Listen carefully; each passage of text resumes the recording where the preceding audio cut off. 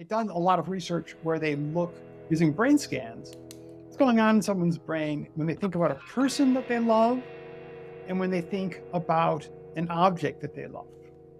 And there are some differences, but there's things that are pretty similar. But the part of the brain that is always the most active when you think about a person, not you, somebody else that you love, or an object that you love, the part of your brain that's most active is the part of your brain that thinks about your own identity. What makes something really deeply important to us is a connection either to our own identity or a connection to a person that we love. Much of the time, one of the mistakes people make is they think that our relationships with objects that we love are sort of person thing. They think that they're just like a relationship between us and the object, whereas much of the time they're person thing person. The object is important to us because it connects us to some other person. And we find the presence of that person meaningful in our life. Their love for us and our love for them. And here I use love. I call it the love revolution because it's about trying to bring love and passion into more and more aspects of your life. You want to, of course, surround yourself with people that you love and love the people you are surrounded by. But you can also love the activities you spend your time on. You can love the object that you surround yourself with. I noted as I started doing my own research a while ago that the things that we love, they're objects that we love, they both become part of our own identity and they also become part of our world in that if you do a good job with your home, they're all over the place, right? You live in this world surrounded by these things. And so it really is a chance to bring things you love and the passion in your life into more aspects of your life. Hey everyone, welcome to the Meaningful Revolution podcast, where we hope to inspire you to follow your meaningful pursuits and purposes. Today's guest is a professor of marketing at the University of Michigan, Dearborn. He's one of the most widely published and cited experts on brand love, a noted expert on how consumer behavior impacts our happiness. And with that, I'd love to introduce our guest today, Professor Dr Ahuvia. Welcome to the show. Great, Sean. It's a real pleasure to be here. Thanks for having me. Great.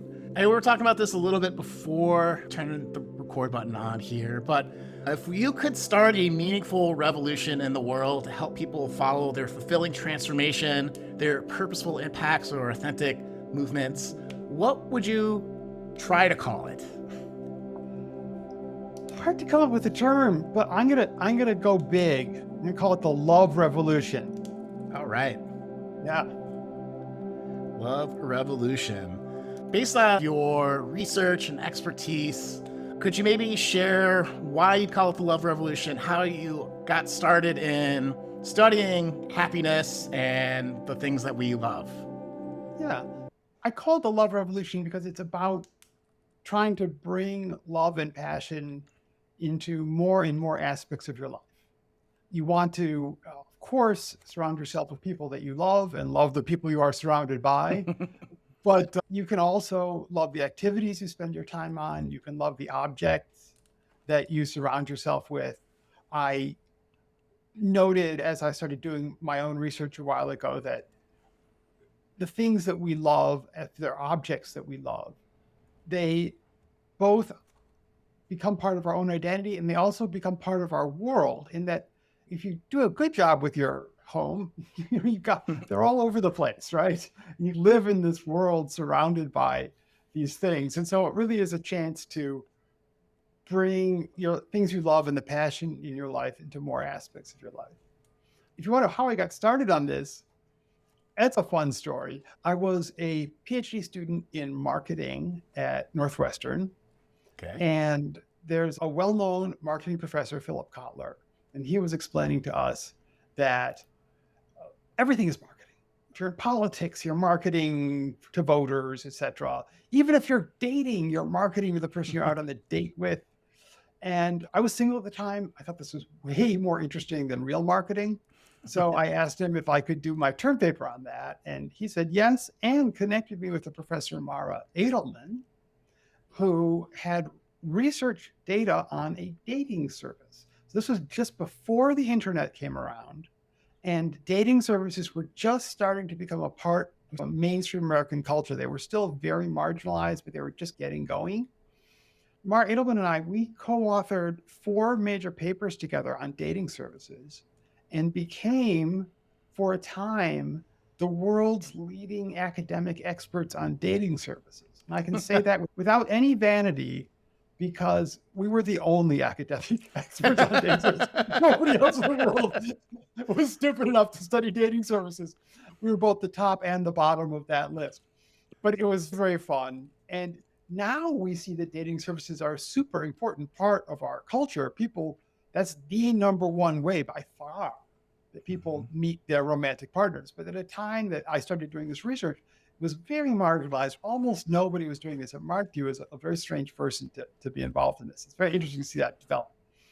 Anyway, in order to do this research on dating services, I need to understand why people fall in love with each other and how romantic love works. And so I spent a couple of years researching that and really enjoyed it. But then I needed to get a job as a marketing professor. And I was like, nobody's going to hire me if I'm the dating services professor. This is still too marginalized. Now they probably would, but then it's such a weird thing. So I thought, what can I do? I've spent years studying the psychology of love. And I know that people love objects, they love brands, they love products, but they also love activities. They love all kinds of things. They love nature. What if we took what we know about the psychology of love and see if that gives us any added insights into why people connect with objects or activities? And it did. And turned out that a lot of people looked at the psychology of interpersonal love, and a lot of people had looked at why people prefer one product to another product. But nobody had actually taken this sort of research on love and said, how does this connect to people's preferences for products and brands or other kinds of things? So I was the first person to really do a significant scientific study in that area. And then a little bit later, with a colleague, Barbara Carroll, I published a paper that popularized the term brand love that had existed before, but nobody had really was using it. And so that really kicked off research in this area. Now, if you go on Google Scholar and you put in brand love, you'll find over 14,000 different papers from people all over the world that are talking about this. But when I started doing this work, that was me. That was it. So it's been really fun. I've kept going at it now for many years. And the book, The Things We Love, really presents a new theory of a new way of understanding this. I guess I've been researching this for 30 years. I would say the first 20, I looked at it one way. And then there was some more recent scientific discoveries that really changed my mind about things. And I had to really reevaluate how I thought about it. And then the recent book is that reevaluation. Awesome.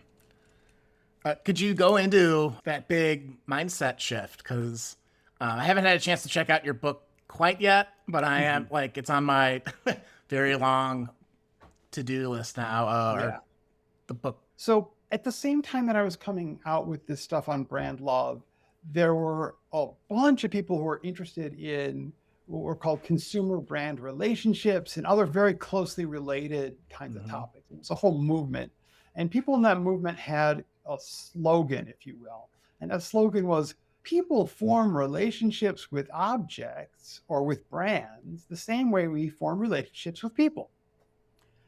And that makes a total sense. And it seems obvious, and it's completely untrue. That was the big change for me. Neuroscience research started coming out, and we had a clue about this earlier.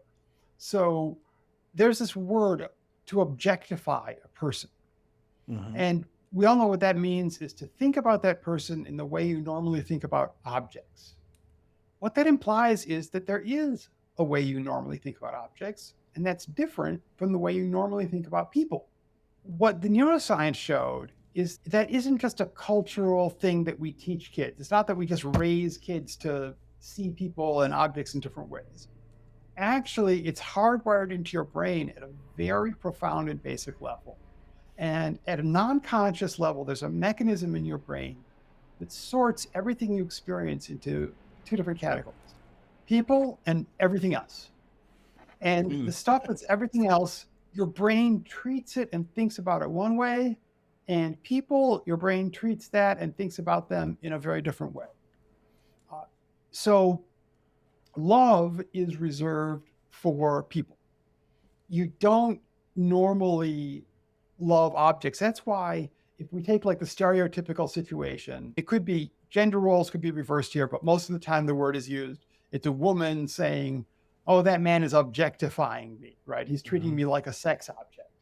That same woman in a different situation with a different guy or different woman might be really happy to be sexually involved with that person, right? They're not opposed to sex, but they're opposed to objectification. So what does that mean? The reason they're opposed to that is at an intuitive level, they get this idea that if you're objectifying, if you think about someone or something as if they're an object, you don't love them. That's why it's a problem when you objectify people. It's because it's really incompatible with love. And that's when we don't like it when people objectify us, because they're just treating us as an instrument, because that's how your brain thinks about objects most of the time. Now, from there, you might think, does that mean people don't ever really love things? And there are a lot of people who will tell you that. They're wrong, but they'll tell you that. They'll say, people can only love other people. Nobody really loves objects. That's not true. But the way that you love objects is that your brain makes them honorary people. Your brain has to first start treating the object as if it was a person. And you can see this in reverse. I just talked about objectification. Objectification happens when your brain thinks about a person as if they were an object. Right? So I'll give you another example of that from the book. This is a true story from a person who was working as a barista in a coffee shop during the pandemic. And so there's one customer in the coffee shop, one customer comes in, and the customer's not wearing a mask. And the barista points to the sign on the wall and says, "Please wear a mask," and says, "Excuse me, would you mind putting on a mask?" And the customer says, "Why? There's nobody here." So the customer clearly was seeing the barista as like part of the coffee making machinery, right? They weren't a person.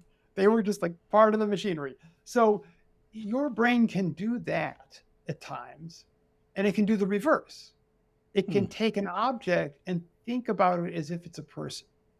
And when we love things, that's part of what's going on. That is a precondition for us to love things. And what that means is that if you want people to love something, one of the steps in there has to be get their brain to think about it as if it was a person. That's really profound. Yeah, I think so too. And it's a totally different way of looking at it. Yeah. In marketing, people want customers to love their products all the time. And a lot of business people are really frustrated because they're like, I make this product, it's really good. I put it out there. I spend money on advertising, and people seem to value it. They buy it a certain amount, but they don't love it, right? And my response to that is twofold. Part of it is most of the time they're not going to love it because most of they're seeing it as an object. You don't love objects really, right? But you can value objects. You can think they're important because they help you, but you don't love them. And if you're wondering what's the difference between valuing something and loving something, just think of this example. Think about all the money you have in the world. You probably value that very highly because it's important to you. It's an important resource that you have. But if somebody came to you and said, "I'll trade you all of the money you have in the world for a sum that's 20% larger than that," you'd be like, "Of course. Yeah, why not? 20%, go for it," right? I think of a typical parent who loves their child. Someone walks up to them and says, "Your child is really cute, but I'll trade you your child for a different child. It's 20% cuter than your child." The parent would call the police. love is different. Love involves you do value things, and we do value Mhm. people. This person helps me. This money helps me. I value both of those things. But we love people. We see them as individuals and we care about them. The money, I don't care about the money. I just care about what the money can do for me. It's very different. So I tell people, look, if people aren't loving your products, you've got two main choices. One is just to say that's okay. And a lot of brands do that. They say, look, people aren't going to love my stuff. They're not going to love the competition. People are going to see it as an object. That's all right. And now that I get that, I'm going to see what do I need to do to win in economic competition as an object competing against other objects. So Mhm. that's one answer. The other answer is no, I want people to love this thing. And people do that too. There's lots of brands that people do love. We could talk about those too.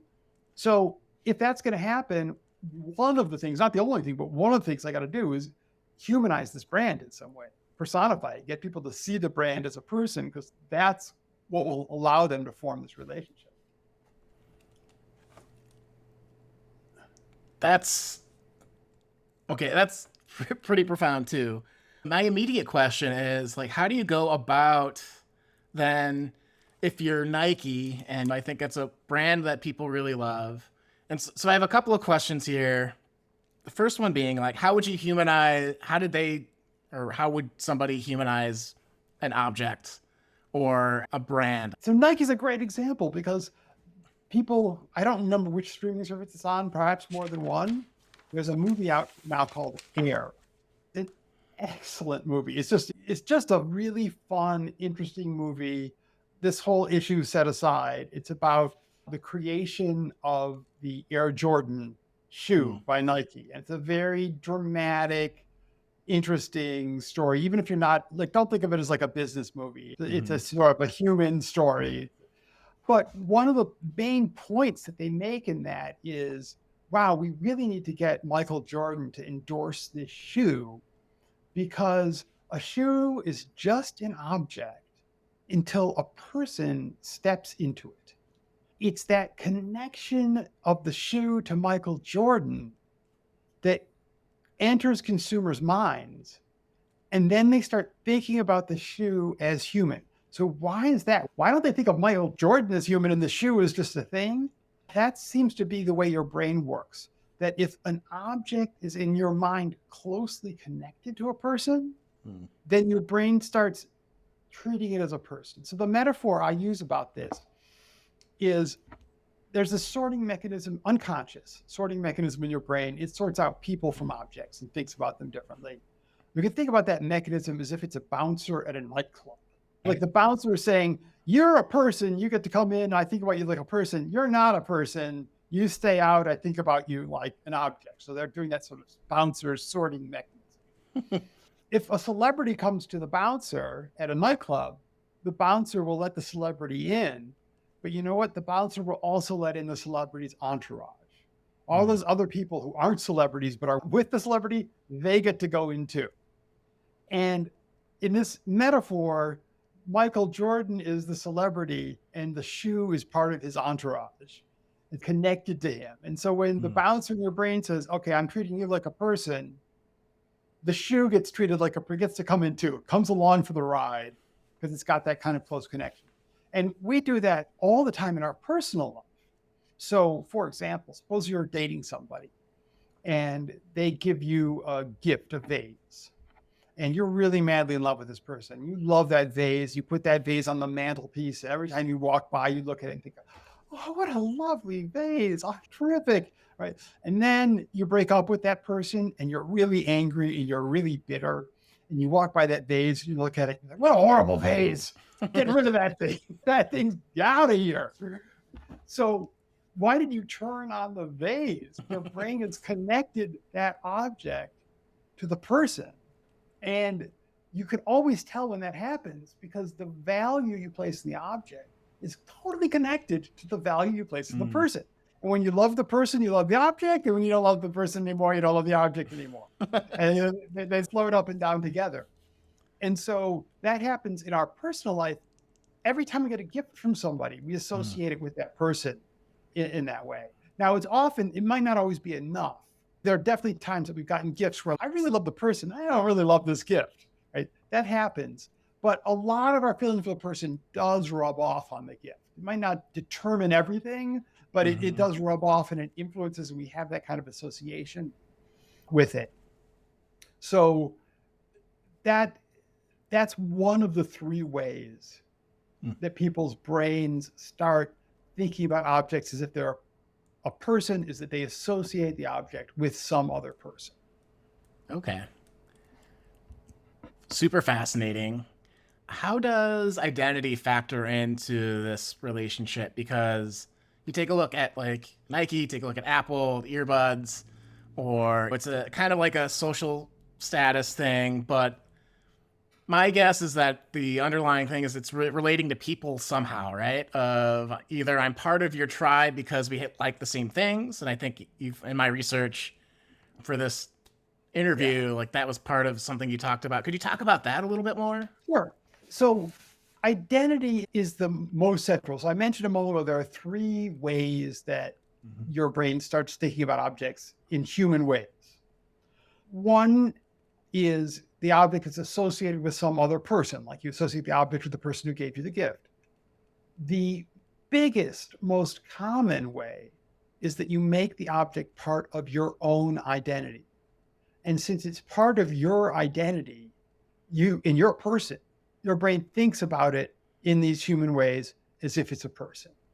Uh, why would you make an object part of your identity? Our identity is pretty flexible.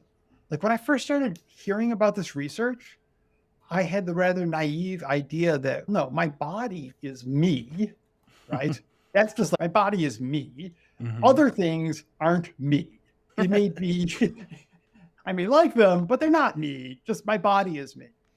What I've learned through this research, not just my own, but a great deal of psychological research, this is a topic that's a lot of work done in this area, is that what your brain, the reason you see your body as you is that your brain has this list of things that are you, and your Mm. body is a number one on that list.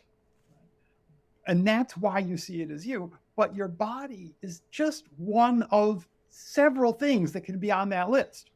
And it's not just a yes or no list, it's a more or less list. So there's some things that are very much you, like your body, and there's some things that are a little kind of you, like maybe your shoes, right? And then there's all infinite number of things in the universe that aren't you at all. But it's this gradation of stuff, and things move on and off of that list. And you can see that, for example, it's a little bit flexible. If you're in America, suppose you're an American, this is listening to who's listening to this. I'm an American. I'm in America. One of my friends comes to me and starts bad mouthing America. My response is usually, damn straight. Here's other things that are wrong with America. But I travel a lot. And so now imagine I'm in somewhere other than America and someone comes to me and starts bad mouthing America. All of a sudden, my response is to defend America. Whereas I would never do that when I'm at home. I don't feel the same way when I'm at home. What's going on there? The context of being in a foreign country for me, America becomes part of who I become salient to my identity. I think of myself Mm. as an American. And so when this person starts saying bad things about America, I feel like I myself am being insulted, and that triggers this response to want to defend the country. But when I'm in America talking to somebody else who's an American, and they start saying bad things about America, that's not a salient, relevant part of my identity at that moment. I think I'm not really thinking about it that way. I don't personally feel insulted. He's another American, and she's another American. We're both here. It's our right as Americans to complain. We can both criticize what we don't like. It's a little bit flexible what goes on and off that list. But whenever you fall in love with a person or an object or an activity, the core psychological process that is going on is that this person or object or activity is moving in your brain from something that's seen as out there in the world to something that's seen as part of who you are. Mm. And we see objects and other things as part of who we are, and we see other people as part of who we are. our sense of identity is much more flexible than I used to think it is. Hmm. And there's again, reams of scientific data on how this works. In fact, one more thing that you might find interesting that I was really interested in, they've done a lot of research where they look using brain scans, what's going on in someone's brain when they think about a person that they love and when they think about an object that they love. And there are some differences, but there's things that are pretty similar. But the part of the brain that is always the most active when you think about a person, not you, somebody else that you love, or an object that you love, the part of your brain that's most active is the part of your brain that thinks about your own identity. Even when and it's not true if you think about somebody you don't love, you're not thinking about your own identity then. But if you think about a person that you do love, you think about them just as if you're thinking about yourself. And here's one more example to give you a little more on this that I like a lot. If you see somebody else do something wrong, we often are quick to blame them for what they did. They're a stupid person or careless or whatever it is, right? When you do something wrong, your immediate impulse is to come up with an excuse for it wasn't my fault, right? Something else was happening, etc. Low blood sugar. If you love a person, without thinking about it, you will instantly come up with an excuse about why they did that wrong thing, because your brain treats them as if they were you, because part of the love relationship is they become part of your identity. And so you extend that to them. And similarly, if you love an object and it does something wrong, you're much more likely to be forgiving of it and make up an excuse for why it did this thing rather than blame the object for whatever went wrong. Because again, you've made it part of your own identity. That again is super fascinating. Since this is the Meaningful Revolution podcast, we're talking about meaningful pursuits and purpose. How do you bridge the gap between love for people and things, and maybe a different way to rephrase this? Is there any research that you know about or data on people that feel like they're living purposeful, meaningful lives and the things that they love?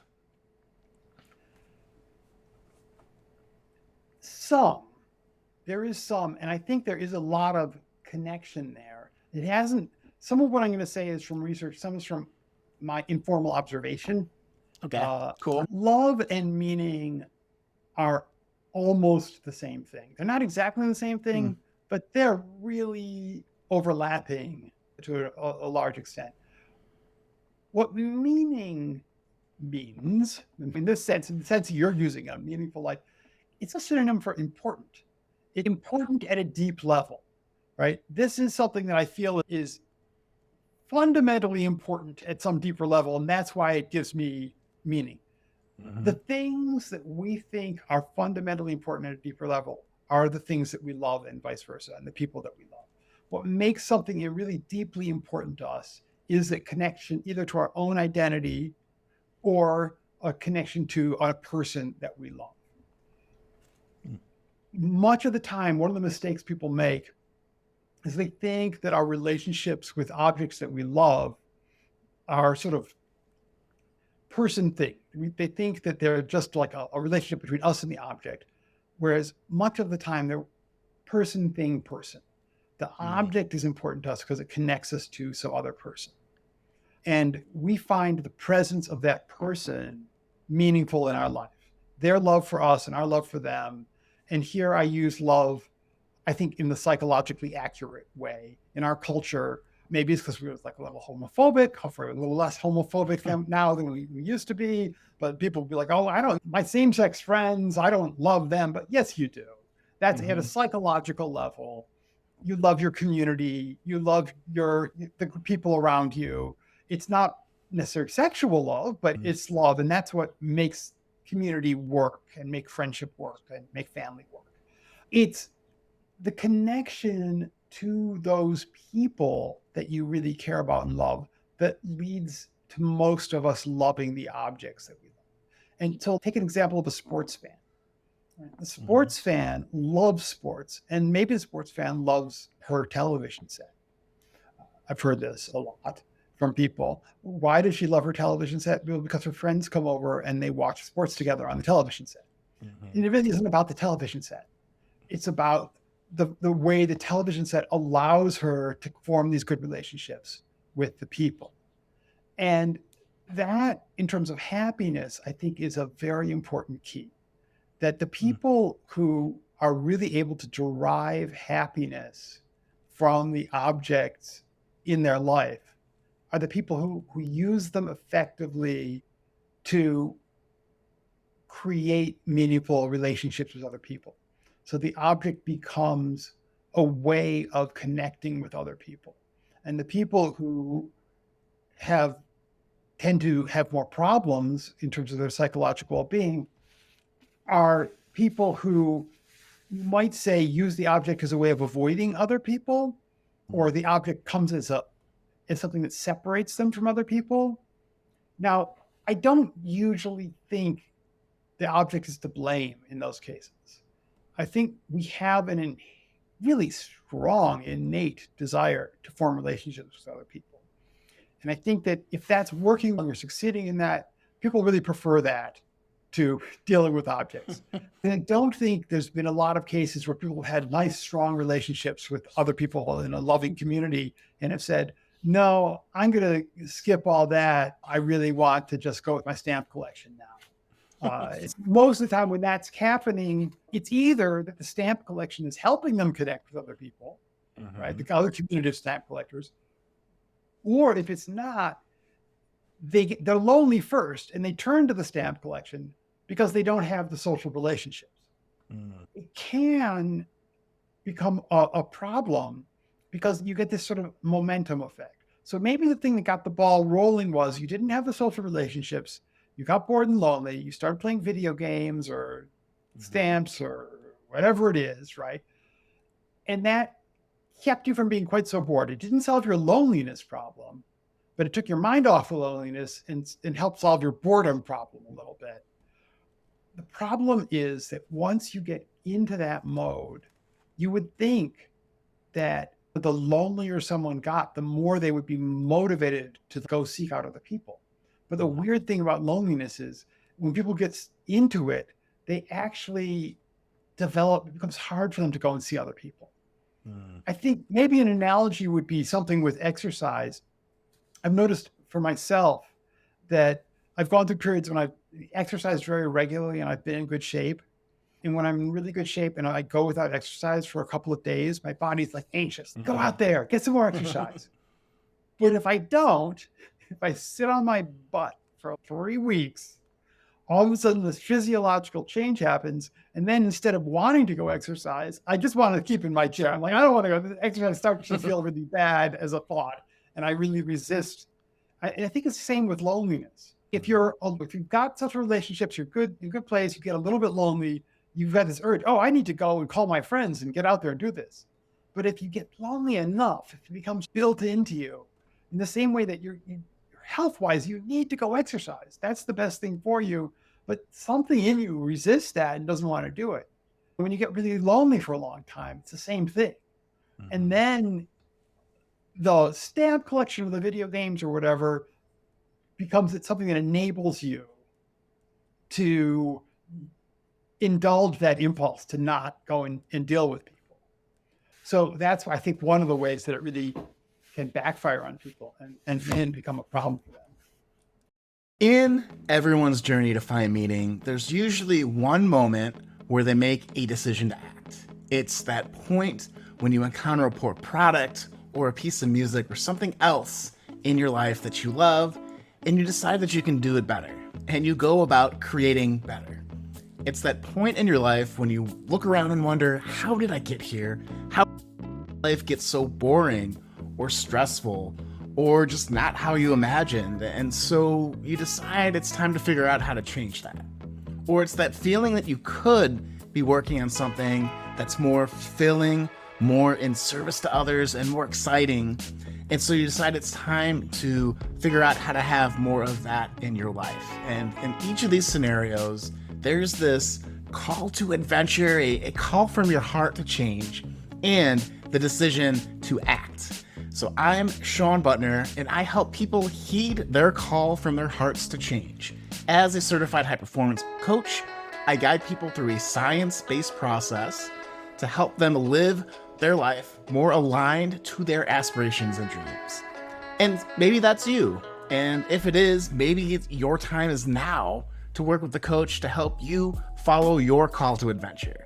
So if so, you can apply for a free 1-hour strategy session with me at www.seanbutner.com/coaching or check the link below in the comments. In there, we will spend 1 hour building your high performance plan. We'll talk about what your call to adventure is, that decision that you've made or want to make, and then the plan to make it happen and realize it. And so I've helped people start businesses. I've helped people change careers.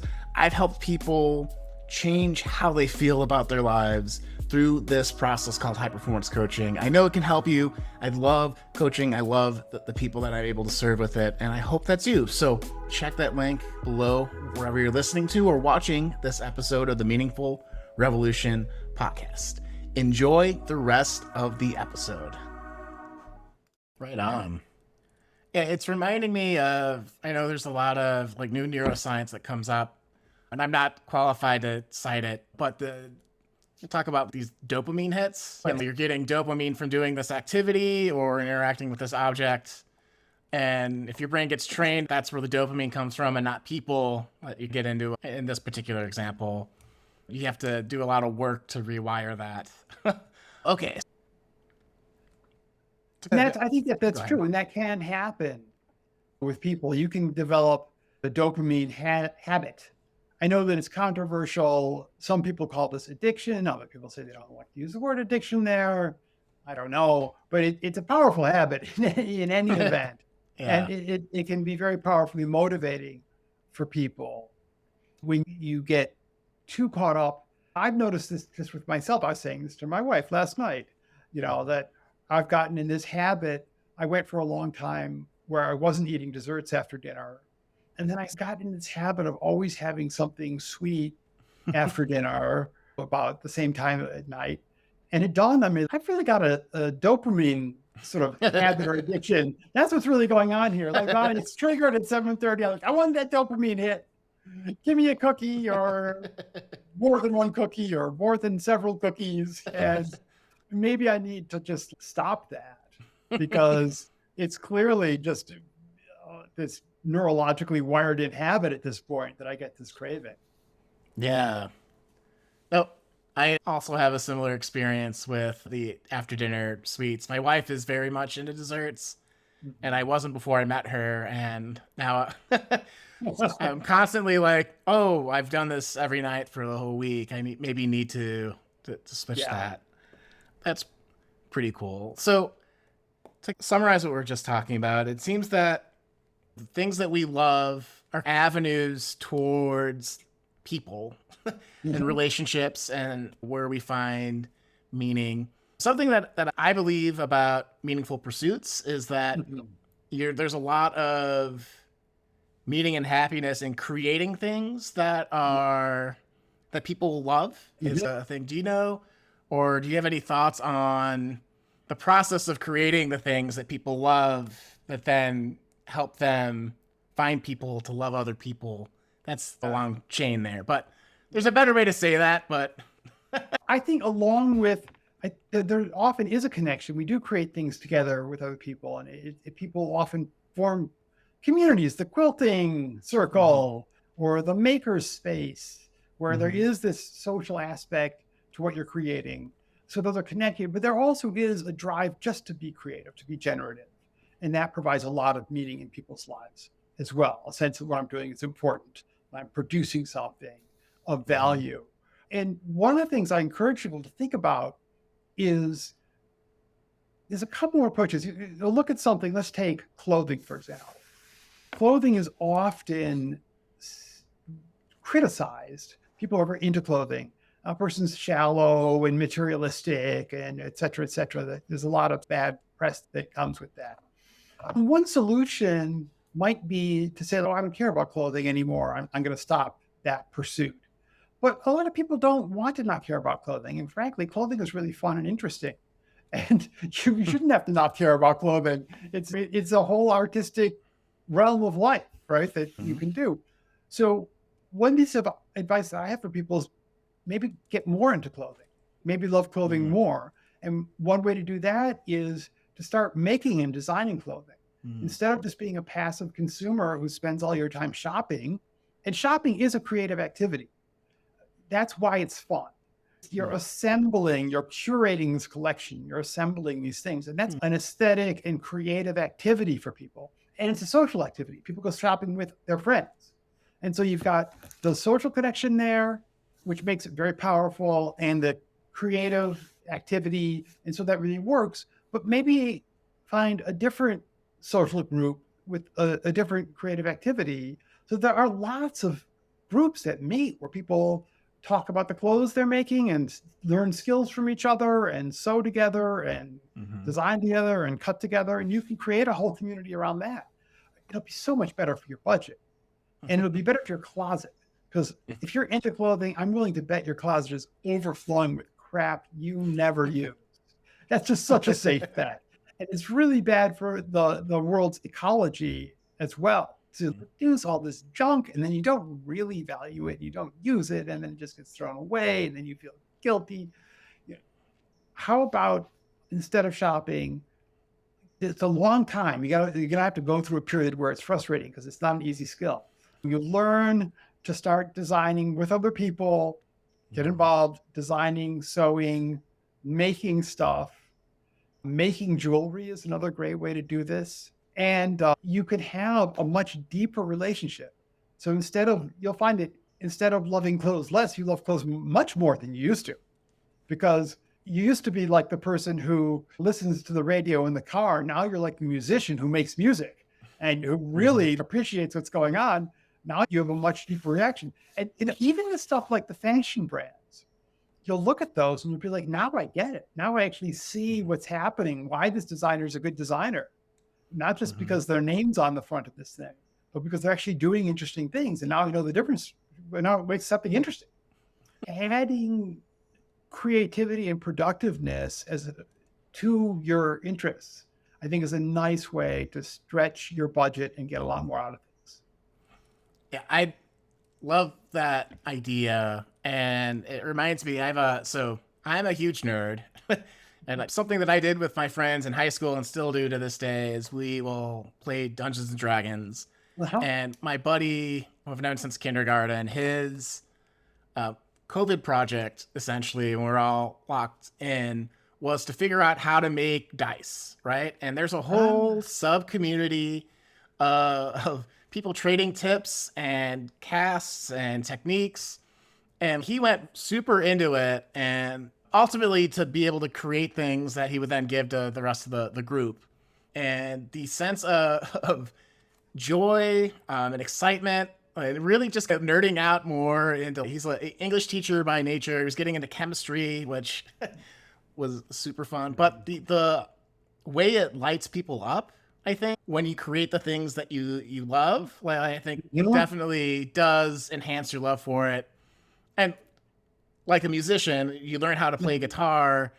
Like for myself, I know how to. I've been playing for a while, and I didn't really like jazz, and I like blues because it sounded cool, but having an appreciation for it because you're like, oh, that's really technical, and how do they form those things is super important. But yeah, create the things you love, folks. That's the message. Yeah, and it's awesome. I was just visiting. I mentioned the that co-author Mara Edelman, who I did the dating service research last weekend. I was just visiting with her at her place in California, and she retired from academics to become an artist and Mm. makes jewelry, tiles, paintings, all sorts of stuff. Really high, really good stuff. And it's all over her house. Not just her stuff, but stuff that inspired her, that looks Mm. it's in similar kinds of styles or other work in the same kind of media that she does work in. It's everywhere. And it's great to be able to produce that kind of an environment for yourself where, again, you're surrounded, your world consists of things So a lot of them you made yourself, or that a friend who makes the same stuff you kind of stuff traded with you or just gave you as a gift because you're in this community with them. And it's such a warm environment to be, an emotionally warm environment to be in. Mm-hmm. Definitely. I know you wrote your most recent book about that shift in your mindset on Mhm. the relationship of how we love things and whatnot. Has there been anything else that's been super surprising through your research that's changed how you behave as a consumer, you behave as a person out in the world, maybe, or how you Hmm. view things? One thing relates to a topic we were just talking about, which is the dopamine hits.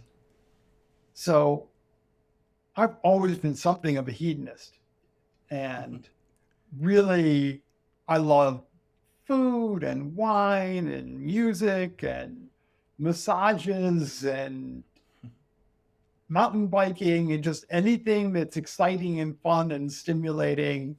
I've been very big on that my whole life.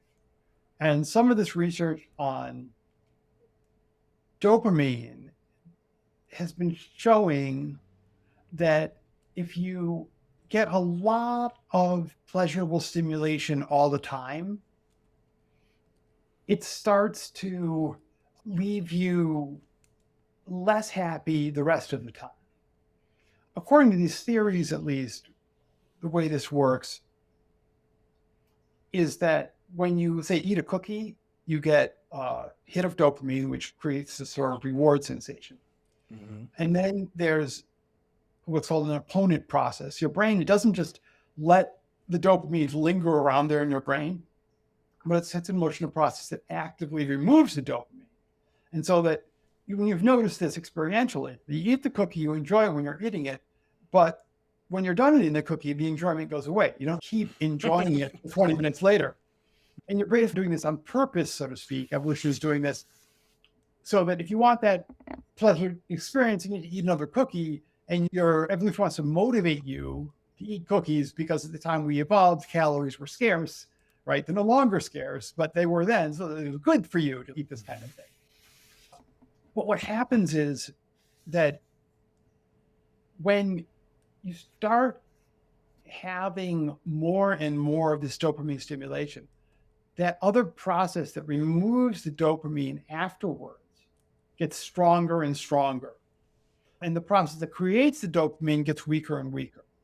So what's supposed to happen is you eat a cookie, you get dopamine, the cleanup crew comes, removes the dopamine, you go back to normal, and you're just your normal happy self. You've just had a cookie, everything's good.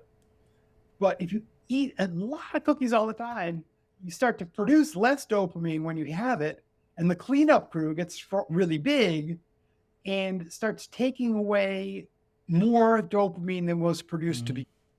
So your overall level of dopamine starts to go down because the cleanup crew is too big and strong, and it's taking away from the baseline and not just the added dopamine. And the more you do this, the more your overall level goes down. So you want to keep your sort of fun little, that kind of intense, basic, pleasurable stimulation. You should enjoy it, but my old approach, which was nothing exceeds like excess, maybe wasn't the wisest strategy. And I never really understood asceticism before, but I'm thinking maybe there's something to that. Not asceticism in the image of the person who whips themselves. Mm-hmm. That's crazy. But asceticism in someone who doesn't chase every hedonistic pleasure in every moment. There may be something to that. Hmm. And I've started, actually, maybe it's not whipping myself, but I have started a little bit of a aesthetic practice in that regard. There's a lot of health research that shows that cold exposure, if done right, is very healthy. You don't want to get hypothermia, but a certain amount of cold exposure stimulates your body, and it also increases your attention immediately afterwards.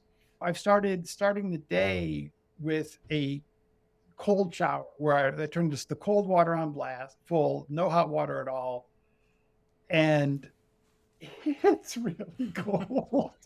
Yeah. Oh my God. Like I'm panting. My wife says, I know when you're taking one of those showers, I can hear you outside of the bathroom, like huffing and puffing from the cold water. But boy, does that get your heart going. And it Mhm. really floods your body with very productive, positive kinds of hormones and chemicals, and helps you pay attention. It makes you more productive all morning because of that stimulation.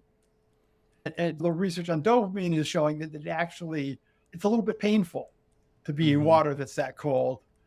And what it does is it's the opposite of this effect. If you have too much pleasure, too many little dopamine hits, the cleanup crew gets too super strong, and the dopamine hits produce less and less. If you start off with something like that, it shrinks the cleanup crew, keeps your overall level of dopamine for the rest of the day is actually higher because your body is rebalancing from this initial experience, which, while admittedly is not super pleasant, isn't harmful or dangerous in any way to be in a cold shower. Right on. Yeah, there's a like cryo spa close to where I Mm-hmm. live, which is cold air. So it get like you do like negative 150 degrees Fahrenheit, but it's air. Really? So, Have you uh, tried this? yeah, oh yeah, I go regularly, You and go regularly? I Tell go. me about that. That sounds insane to me. What's that like?